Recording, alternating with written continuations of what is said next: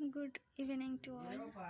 দেখতে পাচ্ছ সরস্বতী পূজার ডেকোরেশন স্মল করে করেছি। এটা এই দিয়ে আমার এটা 3য় বছর চলছে। সবাই জানিও কেমন হয়েছে, সাজিয়েছি।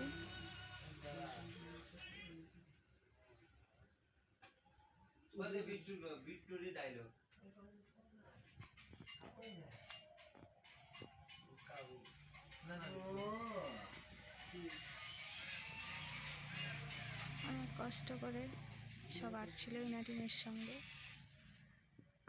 তো সুন্দর করে শুধু ব্যাকগ্রাউন্ডটাই করেছি। পুরোটা এখন দেখতে পাবে,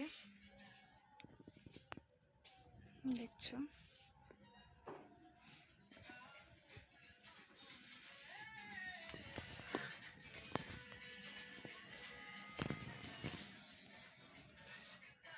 মাই বলে